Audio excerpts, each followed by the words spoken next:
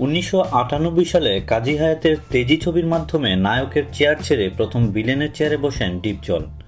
এরপর অসংখ্য ছবিতে মৌসুমীকে অপদস্থ করতে চেয়েছেন স্মরণকালের মন্দ মানুষ ডিপজল।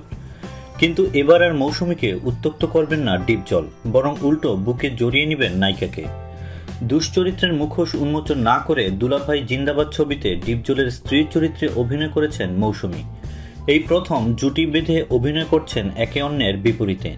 ছবিটি পরিচালনা করছেন মন্তাজুর রহমান আকবর। ইতিমধ্যেই ছবিটির শুটিং শুরু হয়ে গেছে। 80 দশকের শেষ প্রান্তে চলচ্চিত্রে অভিনয়ে নাম লেখান ডিপজল। 1993 সালে সোহানুর রহমান সোহান পরিচালিত কেয়ামত থেকে কেয়ামত ছবির মাধ্যমে জমকালো আবির্ভাব হয় মৌসুমীর। অভিনয়ের দিক থেকে ডিপজল মৌসুমীর সিনিয়র হলেও এই প্রথম রোমান্স করতে দেখা গেছে এই দুইজনকে। দেশ বিদেশের নিত্য নতুন খবরাখবর জানতে সাবস্ক্রাইব করে আমাদের সঙ্গেই থাকুন।